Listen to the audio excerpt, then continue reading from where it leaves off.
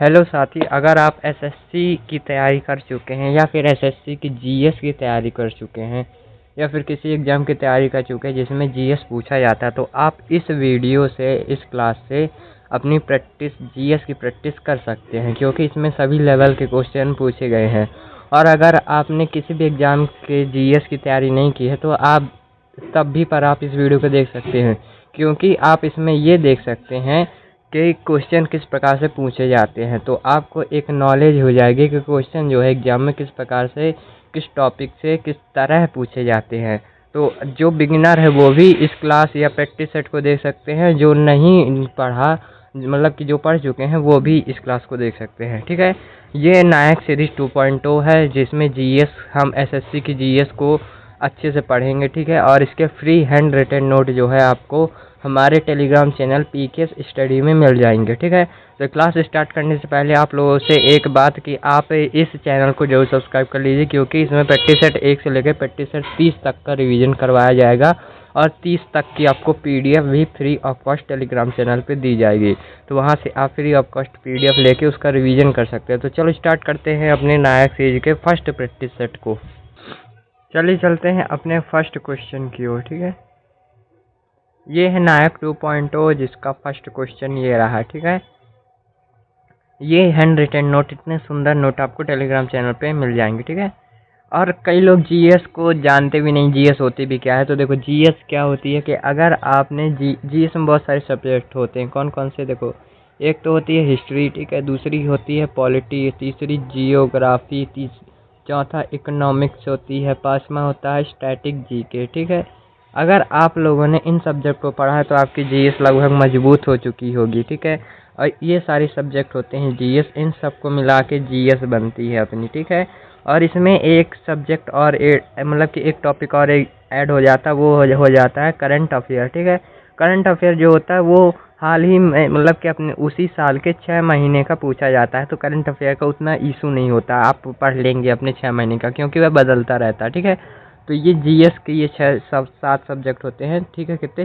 5 subject होते हैं। ठीक है, इन सब्जेक्ट को पढ़ने के बाद आपसे जीएस अच्छे से आने लगेगी, और ये सब्जेक्ट मैं अपने पीकेएस स्टडी चैनल पे ज़रूर पढ़ाऊँगा, आने वाले एग्ज़ाम के लिए पढ़ाऊँगा। जैसा कि हमारी हिस्ट्री, मिडिवल हिस्ट्री चल रही थी, उसी वो आप क्लास देख सकते हैं। ठीक है, अब हम स्टार्ट करते हैं अपने प्रैक्टिस सेट को। पहला क्वेश्चन है, देखो पहला क्वेश्चन है, नित्य महाभारत और रामायण महाकाव्यों और पुराणों की कहानियों से सन्निहित है। क्या सन्निहित है? कथकली सन्निहित है। कथकली में महाभारत, रामायण, पुराण, महाकाव्य ये सभी इसमें बताए गए हैं। और कथकली जो है केरल का है। कहाँ का है? कथकली केरल का है। शास्त्रीय नृत्य की बात करें तो शास्त्रीय नृत्य संगीत नाटक अकादमी द्वारा कितने हैं? 8 हैं। और सांस्कृतिक मंत्रालय द्वारा 9 है। सांस्कृतिक मंत्रालय द्वारा जो 9 है वो 9वां है छऊ। छऊ का 3 प्रकार का होता है। छऊ मयूरभंज छऊ उड़ीसा का होता है, सरायकेला छऊ झारखंड का होता है, पुरुलिया छऊ पश्चिम बंगाल का होता है। बात करते हैं शास्त्रीय नृत्य अब 8 की। ठीक है, 8 जो थे, तो पहला है भरतनाट्यम। भरतनाट्यम जो है तमिलनाडु का है, TN लिखा है शॉर्ट फॉर्म में, आप समझ जाएगा तमिलनाडु, या फिर आप अपने नोट में लिख सकते हैं, या फिर जब मैं आपको पीडीएफ दूं तो आप TN का मतलब तमिलनाडु यहाँ लिख सकते हैं। ठीक है, ये लगभग 2000 वर्ष पुराना है। कथक उत्तर प्रदेश का है, यूपी और राजस्थान का है। ठीक है, कथकली केरल का है। इसमें नायक होता है, उसे पाचा कहते हैं, खलनायक को काटी कहते हैं। इसमें 24 मुद्रा होती हैं और 5 प्रकार के श्रृंगार होते हैं। भाषा इसमें मणिप्रबलम भाषा होती है, और मणिप्रबलम भाषा में मलयालम और प्लस संस्कृत इन दोनों से मिलके बनती है। ठीक है, ये मलयालम भाषा केरल की है, कोकबोरोक भाषा त्रिपुरा की है, और कोणार्की भाषा कहाँ की है? गोवा की है। बात करते हैं अपने नेक्स्ट की, तो देखो कौन सा है? मोहिनीअट्टम। ये कहाँ का है? केरल का है। उड़ीसी कहाँ का है? उड़ीसा का। मणिपुरी कहाँ का? मणिपुर का। कुचिपुड़ी आंध्र प्रदेश का है। आंध्र प्रदेश के कृष्णा जिले के कुचेलापुरम गांव से ये लिया गया है। सत्रिया कहाँ का है? सत्रिया सबसे नया, लगभग 500 वर्ष ही पुराना है। ठीक है, सत्रिया जो है असम का है। सत्रिया सत्र कहाँ चलते हैं? असम में। ठीक है, संसद में। सत्रिया के संस्थापक श्रीमत शंकर देव थे। संयुक्त राष्ट्र UN का हेडक्वार्टर कहाँ है? तो न्यूयॉर्क सिटी में है। ठीक है, बात करें संयुक्त राष्ट्र की, ठीक है, तो फर्स्ट वर्ल्ड वॉर जब हुआ था 1914 से 18 में, तो इसका नाम LON लीग ऑफ नेशन था, ठीक है। ये 10 जनवरी 1920 को बना था।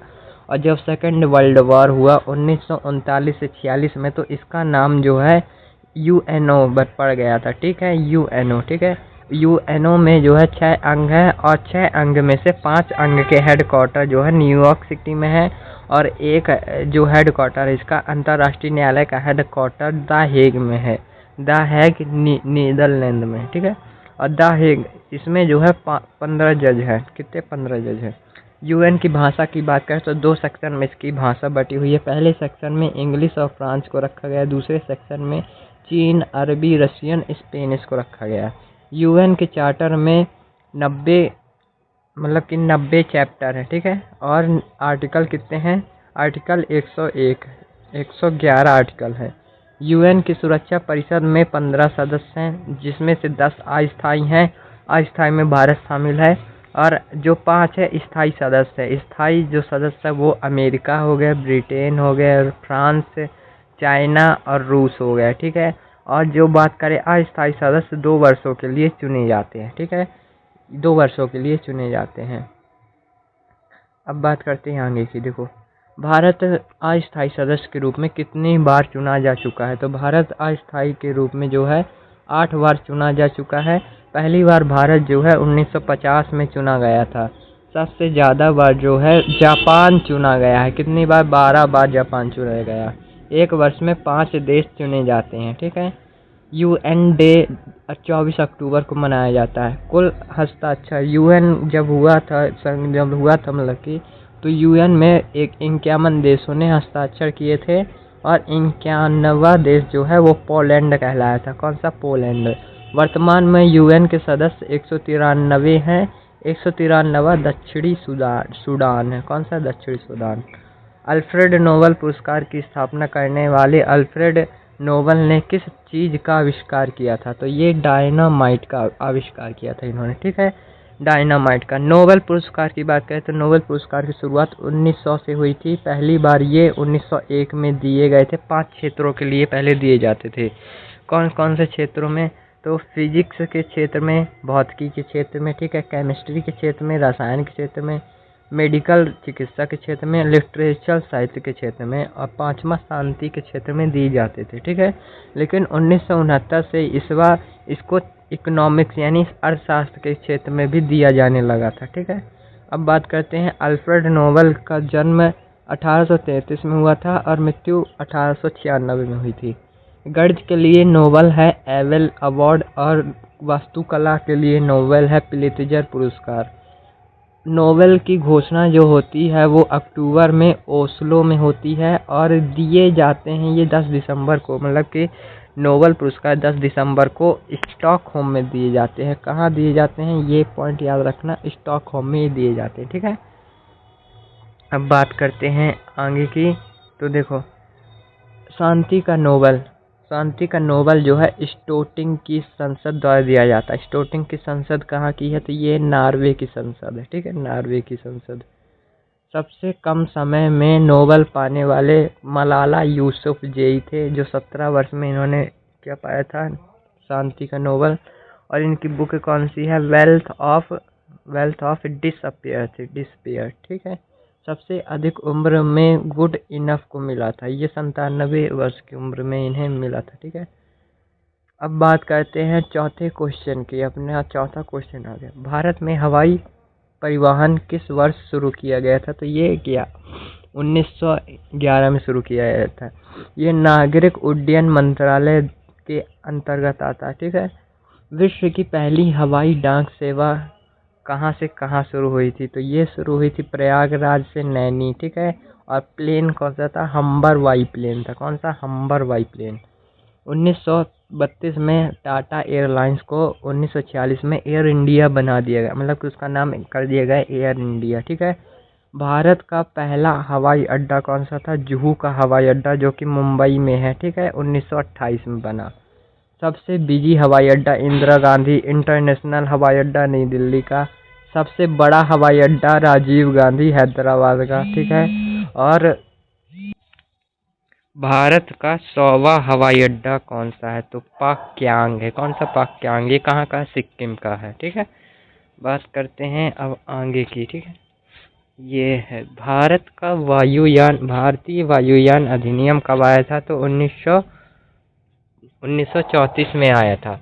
और 1934 में ही एक्ट आरबीआई एक्ट आया था। ठीक है, आरबीआई एक्ट आया था 1934 का। ठीक है, ये भी याद रखना। और सौर ऊर्जा से संचालित विश्व का पहला हवाई अड्डा कौन सा है? तो कोचिंग हवाई अड्डा है। पीपीपी मॉडल पे आधारित है। पीपीपी मॉडल पे आधारित है। तो पीपीपी का फुल फॉर्म आपको कमेंट में बताना है कि पीपीपी का फुल फॉर्म क्या होता है। ठीक है, जनगणना आयोग 2011, मतलब जनगणना 2011 के अनुसार दशक के दौरान कितनी वृद्धि हुई, मतलब 10 की वृद्धि कितनी हुई, 10 सालों में कितनी वृद्धि हुई? तो देखो 17.64% हुई। ठीक है, और अगर बात करें 1961 से 1971 के बीच सबसे ज़्यादा 10 की वृद्धि हुई। कितनी वृद्धि हुई? तो ये हुई 24.80% के साथ हुई। और 1911 से 1921 में सबसे कम 10 की वृद्धि हुई है। जनगणना 2011 की बात करें तो इसका घनत्व 382 प्रति व्यक्ति था। लिंगानुपात 943 था। बाल लिंगानुपात 919 था। साक्षरता जो थी, कुल साक्षरता की बात करें तो 74.04 थी। और अगर बात करें पुरुष साक्षरता थी तो पुरुष साक्षरता 82.10 थी और महिला साक्षरता 65.46% थी। ठीक है, अब बात करते हैं उस समय जब 2011 में जनगणना हुई थी तो उस समय जनगणना आयुक्त कौन थे? तो जनगणना आयुक्त जो थे तो सी चंद्रमौली थे। कौन थे? सी चंद्रमौली थे। ठीक है, और जनगणना जब 2011 में हुई तो इसकी रिपोर्ट कब आई? 31 मार्च 2011 को इसकी रिपोर्ट आई थी। ठीक है, अब बात करते हैं नेक्स्ट क्वेश्चन की। हाँ, ये खेल से है संबंधित है। देखो, फॉलो ऑन किस क्रिकेट रूप से संबंधित है? तो ये केवल टेस्ट मैच में होता है। ठीक है, फॉलो ऑन जब 200 रनों का अंतर होता तब फॉलो ऑन होता है। ठीक है, तो अब बात करें ओडीआई नहीं टी20 मैच में पावर प्ले 6 ओवर का होता है और एक बॉलर 4 ओवर मैक्सिमम डालता है। ठीक है, ओडीआई टेस्ट और एक दिवसीय मैच है। इसमें एक बॉलर 10 ओवर मैक्सिमम डाल सकता है। डीएलएस डकवर्थ लुईस सिस्टम ये 1997 से शुरू हुआ था। पहले ये जिम्बाब्वे वर्सेस इंग्लैंड के मैच में यूज हुआ था। ठीक है, और टेस्ट में ये यूज नहीं होता। डीएलएस किस में नहीं होता यूज? टेस्ट मैच में। DRS decision review system out होने वाला पहला खिलाड़ी कौन? मतलब कि डिसीजन रिव्यू सिस्टम से आउट होने वाला पहला खिलाड़ी कौन है? वीरेंद्र सहवाग। ठीक है, और वीरेंद्र सहवाग टी20 फॉर्मेट के पहले कप्तान भी हैं। ठीक है, पहली बार 2008 में हुआ डिसीजन रिव्यू सिस्टम। ठीक है, और इंडिया श्रीलंका के मैच में हुआ था। ठीक है, ओडीआई का पहला कप्तान कौन था? अजित बडेगर।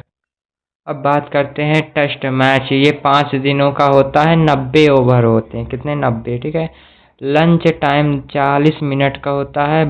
ट्री टी ब्रेक होता है 20 मिनट का। और इवनिंग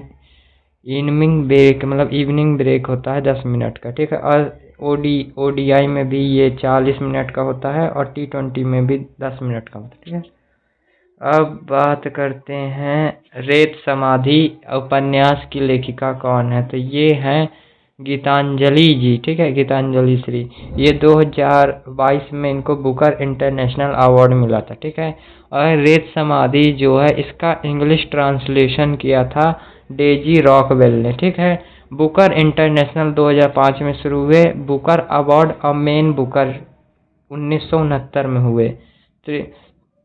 त्रोहित बुक। और देखो, गीतांजलि की अन्य बुक की बात करें तो कौन कौन सी बुक हैं? पहली हो गई त्रोहित बुक हो गई। ठीक है, और द एम्प्टी ऑफ स्पेस। कौन सी? त्रोहित द एम्प्टी ऑफ स्पेस। ठीक है, झुम्पा लाहिड़ी की बुक की बात करें तो झुम्पा लाहिड़ी की है वेयर अबाउट हो गई। इंटरप्रेटीज ऑफ मेलोडी हो गई। ठीक है, इंटरप्रेटीज ऑफ मेलोडी। और तीसरी द लोलैंड और द नेमसेक। द नेम से एक है चौथी, ठीक है। बात करते हैं नेक्स्ट क्वेश्चन की अपने, ठीक है। ये 7वां था, ये 8वां, ठीक है। अब स्टार्ट करते हैं 8वां क्वेश्चन। गवर्नर जनरल पहली बार किस अधिनियम के अंतर्गत बनाया गया था? ये किसका क्वेश्चन है? ये है पॉलिटी का क्वेश्चन, ठीक है। देखो 1773 के रेगुलेटिंग एक्ट के तहत गवर्नर जनरल बनाया गया था, ठीक है। इसमें कहा गया था कि जो गवर्नर होगा बंगाल का गवर्नर जनरल होगा। ये पेश किया गया था 18 मई को और फ्रेडरिक नार्थ की सहायता से पेश किया गया था। रेगुलेटिंग एक्ट के तहत कलकत्ता में सुप्रीम कोर्ट की स्थापना हुई थी 1774 में, और पहले चीफ जस्टिस एलिजा इम्फे थे और 3 अन्य जज थे, चेम्बर्स, लिमेस्टर और हाइड, ठीक है। गवर्नर, देखो पहले बंगाल का गवर्नर आया जो कि क्लाइव था, ठीक है। और फिर बंगाल का गवर्नर जनरल जो कि हेस्टिंग था। बंगाल का गवर्नर, भारत का गवर्नर जनरल बेंटिंग बना 1833 के एक्ट से। भारत का वाइसराय जो बना कैनिंग 1858 के एक्ट से, ठीक है। बात करें पिट्स इंडिया एक्ट जो आया था 1784 का, इसमें बीओडी और बीओसी मतलब इस कार्यों को अलग अलग कर दिया गया था। बीओडी जो है इसमें 24 सदस्य थे, ये व्यापारिक कार्य को देखेगा, और बीओसी में 6 सदस्य थे जो राजनैतिक कार्यों को देखेंगे। भारतीय राजस्व से धन देने की व्यवस्था 1793 एक्ट से की गई थी, ठीक है। और बीओसी और बीओडी को 1858 के एक्ट में ख़त्म कर दिया गया था। 1813 का एक्ट, इसमें ईस्ट इंडिया कंपनी का एकाधिकार खत्म कर दिया गया था। ईसाई मिशनरी भारत आ सकते थे। पहला व्यक्ति जो ईसाई मिशनरी जो आया था पहले, सबसे पहले कौन सा था? थॉमस द अपोस्टल पहला व्यक्ति था जो ईसाई मिशनरी के रूप में भारत आया था, ठीक है। भारत, अब बात करें भारत सरकार अधिनियम 1919 आधारित है, तो ये मॉन्टेग्यू चेम्सफोर्ड रिपोर्ट पर आधारित है। इसमें प्रांतों में द्वैध शासन शुरू हुआ। विधान परिषद में 2 सदन बनाए गए 1919 के तहत, ठीक है। देखो 2 सदन बनाए गए। पहला सदन कौन सा था? तो पहला सदन बनाया गया राज्य परिषद का जिसमें 60 सदस्य थे, ठीक है। और दूसरा केंद्रीय विधानसभा का जिसमें 145 सदस्य थे, ठीक है। वायसराय की कार्यकारिणी परिषद में भारतीय होना जरूरी है, इसमें ये बात कही गई थी, ठीक है। अब बात करते हैं क्वेश्चन नंबर 10वें की। गवर्नमेंट ऑफ इंडिया एक्ट 1935 को किसने दास्ता का एक नया अधिकार पत्र कहा था? तो जवाहरलाल नेहरू ने कहा था। किसने कहा था? जवाहरलाल नेहरू ने इसे दास्ता का एक अधिकार पत्र कहा था। अब केंद्र में द्वैध शासन शुरू हुआ, तो ये मतलब कि 1935 के एक्ट से जो है केंद्र में द्वैध शासन शुरू हुआ और प्रांतों में खत्म हुआ। प्रांतीय सरकार 1987 में बनी थी। वर्मा भारत से अलग हुआ 1937 में। संघीय अदालत की स्थापना 1937 में हुई। टोटल जज 7 थे, 1+6, एक चीफ जस्टिस था, मॉरिस गुएर था, ठीक है। आरबीआई की स्थापना 1935 हुई और एक्ट 1934 में आया था, ठीक है। याद रखना 1934 में एक्ट आया था, ठीक है। और शक्तियों का विभाजन हुआ इसमें, संघ, राज्य और समवर्ती, ठीक है। एक क्वेश्चन आप लोगों से पूछता हूँ कि कमेंट में बताइए। आप कमेंट में आपका क्वेश्चन है आरबीआई के पहले गवर्नर कौन थे, ठीक है। आरबीआई के पहले गवर्नर और तीसरे गवर्नर कौन थे ये बताना, पहले और तीसरे। बात करते हैं ब्रिटिश संसद ने भारतीय स्वतंत्रता अधिनियम कब पारित किया था? तो 18 जुलाई 1947 को। माउंटबेटन योजना, बाल्कन प्लान, मतलब माउंटबेटन योजना को बाल्कन प्लान नेहरू ने कहा था। ये 30 जून 1947 को आया था, ठीक है। अब बात करें भारत के साथ प्रथम व्यापारिक संबंध स्थापित किया था, तो किसने? पुर्तगालियों ने पहले आए थे, ठीक है। व्यापारिक संबंध भारत से पहले किए थे। पहला व्यक्ति कौन था पुर्तगाली से जो आया था? तो वो था Vasco da Gama. Vasco da Gama Bharat में 3 बार आ चुका है। पहले 1498 में आया, फिर 1502 में आया था, फिर 1524 में आया था, ठीक है।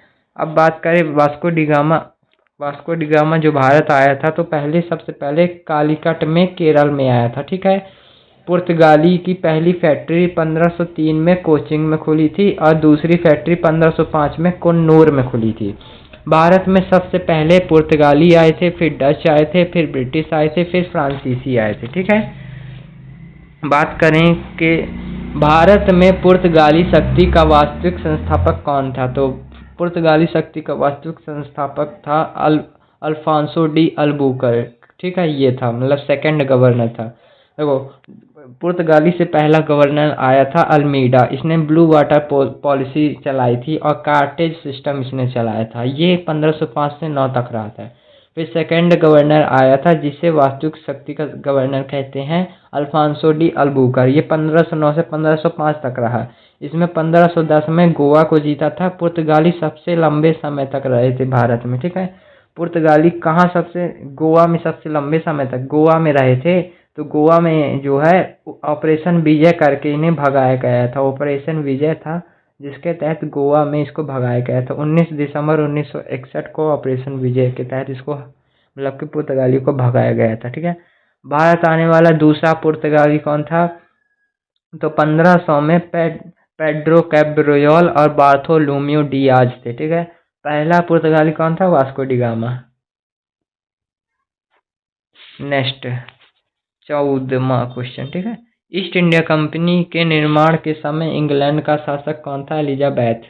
महारानी एलिजाबेथ ने ईस्ट इंडिया कंपनी के पूर्व में व्यापार करने हेतु राजकीय आदेश जारी किया था 31 दिसंबर 1600 को। 15 वर्षों का एकाधिकार दिया था। ठीक है, और कंपनी 1599 में बनी थी। मर्चेंट्स एंड एडवेंचर ने इसको बनाया था। भारत में उस समय शासक कौन था? तो भारत में उस समय शासक था कौन था? अकबर था। ठीक है, और ये बताओ कि कंपनी से पहला व्यक्ति कौन आया था जो मतलब कि क्या लेने आया था? परमिशन। तो हॉकिंस आया था। ठीक है, हॉकिंस आया था, पहले परमिशन लेने आया था। ठीक है, ये आया था 1607 में आया था। ठीक है, और फिर बात करें तो फिर सेकंड आया था, मतलब हॉकिंस जो था ये नहीं ले पाया था परमिशन। ठीक है, और फिर आया था थॉमस रो आया था। ठीक है, थॉमस रो आया था 1617 में आया था। ठीक है, 1617 में जब आया था तो ये जहांगीर से मिला और इसे जो है परमिशन मिल गई थी भारत में वो करने के लिए, व्यापार करने के लिए। ठीक है, और फिर 1717 में फर्रुखसियर ने दस्तक जारी कर दिया था। ठीक है, दस्तक जारी कर दिया था कि दस्तक मतलब होता है कि मैं आपको कह दूं कि आप व्यापार कर सकते हो फ्री। तो वो उन 3 जगहों पर फ्री व्यापार के लिए दस्तक जारी किया था। ठीक है, और वो 3 जगह कौन कौन सी थी वो आपको कमेंट करके बताना है। भारत में कितने राज्य तट रेखा पर स्थित है? तो देखो, गुजरात हो गया, 9 राज्य स्थित है। कौन से 9 राज्य? ठीक है, तट रेखा आपकी बता दो। देखो, पहले ये भारत है। ठीक है, भारत है ये, मतलब मान लो भारत है। ठीक है, तो ये जो वाटर मतलब कि ये जो पानी वाले राज्य हैं इनको पूछ रहा है कि यहाँ कौन सा, ये कौन सा। ये टोटल मिला के 9 राज्य हैं इधर। ठीक है, देखो, पहला गुजरात हो गया, दूसरा महाराष्ट्र, तीसरा कर्नाटक, ये गोवा और केरल। ये इस साइड के हैं, मतलब कि इस साइड के जितने भी राज्य हैं ये वाले हैं, गोवा, महाराष्ट्र, कर्नाटक, गोवा, ये सब। ठीक है, और फिर अगर इस साइड की बात करें तो इस साइड है केरल है, उड़ीसा है, और कोलकाता नहीं है। कोलकाता को आप काट दीजिएगा, यहाँ लिख लीजिएगा पश्चिम बंगाल। ठीक है, पश्चिम बंगाल लिख लीजिएगा। ठीक है, पश्चिम बंगाल है। 9 ये हो गए, 5 ये हो गए, 5 3 8 नहीं, 1 2 3 4 5 6 7 8 9। ठीक है, तमिलनाडु भी था इस साइड। सबसे लंबी समुद्री रेखा जो है गुजरात की है। ठीक है, कहाँ किसकी है? गुजरात की ही पूछेगा और ज़्यादा से ज़्यादा किसी की नहीं पूछेगा। ठीक है, 9 डिग्री चैनल, इसको मैंने अंत में रखा है। 9 डिग्री चैनल, 10 डिग्री चैनल, जितने भी चैनल हैं ये सभी मैंने अंत में रखा, तो इसको अंत में पढ़ेंगे। अभी पढ़ते हैं 18वां क्वेश्चन। भारत का सुदूरस्थ दक्षिणी बिंदु कौन सा है? तो इंदिरा पॉइंट है, इसे पिग्मेलियन पॉइंट भी कहते हैं, परासन भी कहते हैं। ठीक है, पूर्वी बिंदु कौन सा है? तो पूर्वी बिंदु किविथु है जो कि अरुणाचल प्रदेश का है। पश्चिमी बिंदु गुहार मोती जो कि गुजरात का है। उत्तरी बिंदु इंदिरा कौल है जो कि लद्दाख का है। ठीक है, भारत का अक्षांशीय विस्तार 8.4 ये उत्तरी अक्षांश है। ठीक है, इसको आप पढ़ लीजिएगा आप। ठीक है, अब बात करते हैं कर्क रेखा भारत के किन राज्यों से होकर गुजरती है? तो ट्रिक याद रख लेना, मित्र पर गमछा झाड़। क्या थे? मित्र पर गमछा झाड़। मी से मी से क्या होगा, मी से मिजोरम हो जाएगा, ता से त्रिपुरा हो जाएगा, पा से पश्चिम बंगाल, रा से राजस्थान, गा से गुजरात, छा से छत्तीसगढ़, झा से झारखंड और झा से झारखंड हो जाएगा। ठीक है, झा से झारखंड और मध्य प्रदेश हो जाएगा। ठीक है, मध्य प्रदेश। और सबसे ज़्यादा जो बात करूं कर्क रेखा कहाँ है, तो मध्य प्रदेश से इतनी ज़्यादा गुजरती है। ठीक है, मध्य प्रदेश से सबसे ज़्यादा गुजरती है और गुजरात से छोटी सी, मतलब थोड़ी सी गुजरती है। ठीक है, ये भी याद रखना। देखो जैसा कि मैंने बताया था, अंत में रख के मैंने चैनल, तो ये है चैनल, आगे ऊपर को पढ़ते। ठीक है, देखो 20वां क्वेश्चन, भारत में केंद्रीय मौद्रिक नीति प्राधिकरण है भारतीय रिजर्व बैंक, आरबीआई। ठीक है, आरबीआई से मैंने जो क्वेश्चन पूछा है, आरबीआई के पहले गवर्नर, तीसरे गवर्नर आपको कमेंट करके बताने हैं। देखो चैनल की बात करें तो मिनिकॉय और मालदीव को जब मिला देंगे तो हमारा 8 डिग्री चैनल होगा, और मिनिकॉय और लक्षद्वीप को मिलाएंगे तो हमारा 9 डिग्री चैनल होगा। ठीक है, और अंडमान निकोबार इन दोनों को मिलाएंगे तो 10 डिग्री चैनल हमारा होगा। ठीक है, और अमीनी द्वीप और कन्नौर को मिलाएंगे तो हमारा 11 डिग्री चैनल होगा। तो ये चैनल आप याद रख लीजिए क्योंकि ये इंपॉर्टेंट होते हैं। तो फ्रेंड्स, इस क्लास में हमने प्रैक्टिस सेट 1 को अच्छी तरीके से रिवीजन करके ख़त्म कर दिया है। आशा करता हूँ कि आपके क्वेश्चन बने भी होंगे, और जो मैंने क्वेश्चन पूछे हैं तो उसका आंसर आप कमेंट में ज़रूर दें, ताकि मुझे पता चले कि आपसे यहाँ क्वेश्चन के आंसर बन रहे हैं, आपने जीएस पढ़ी है, आपकी जीएस समझ में आ रही है। मिलते हैं नेक्स्ट वीडियो में, और पीडीएफ आपको टेलीग्राम चैनल पे मिल जाएगी फ्री ऑफ कॉस्ट, 1 भी रुपये नहीं आपका लगेगा। बस आपको चैनल को सब्सक्राइब करना है, और ऐसे ही प्रैक्टिस सेट 30 तक आपको रिवीजन करते जाना है। आप एसएससी की फील्ड में कुछ अच्छा जरूर करके दिखाएंगे, ये मेरा वादा है आपसे। मिलते हैं नेक्स्ट वीडियो में, पढ़ते रहो, हंसते रहो। जय श्री राम, राधे राधे।